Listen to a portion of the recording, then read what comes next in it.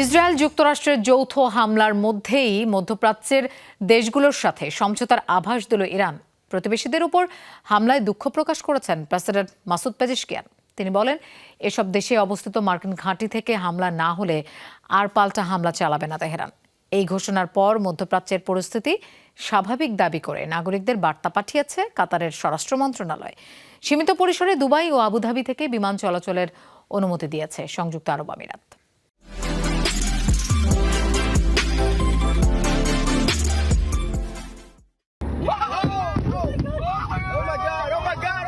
এক সপ্তাহ ধরে এভাবেই মধ্যপ্রাচ্যের বিভিন্ন দেশে মিসাইল আর ড্রোন হামলা চালিয়ে আসছে ইরান। হামলা হয়েছে এয়ারপোর্ট, জ্বালানি আর আবাসিক হোটেল সহ বিভিন্ন স্থাপনায়। বিপর্যস্ত হয়ে পড়েছে সেখানকার জনজীবন।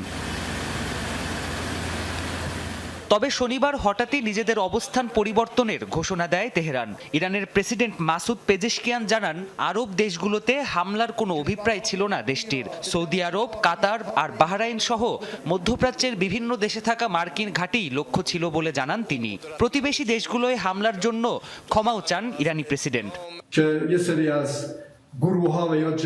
আমি ইরানের পক্ষ থেকে এবং ব্যক্তিগতভাবে আমার প্রতিবেশী দেশগুলোর কাছে ক্ষমা চাই। তবে দেশগুলোর ভূখণ্ড থেকে ইরানের ওপর আর হামলা না হলে আমরাও আর আক্রমণ করব না। গতকাল ইন্টারিম কাউন্সিলের বৈঠকে এমনটাই সিদ্ধান্ত হয়েছে।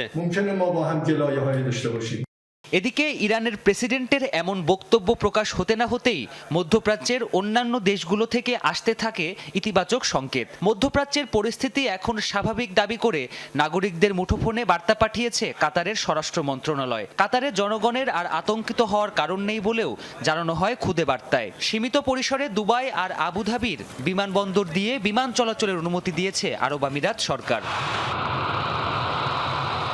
আন্তর্জাতিক বিভিন্ন গণমাধ্যম বলছে, এখনও ইরানে হামলা অব্যাহত রেখেছে যুক্তরাষ্ট্র, ইসরায়েল। ওয়াশিংটনের নিঃশর্ত আত্মসমর্পণের আহ্বান প্রত্যাখ্যান করেছে তেহরান। প্রাণপ্রতিম কুণ্ডু, যমুনা নিউজ।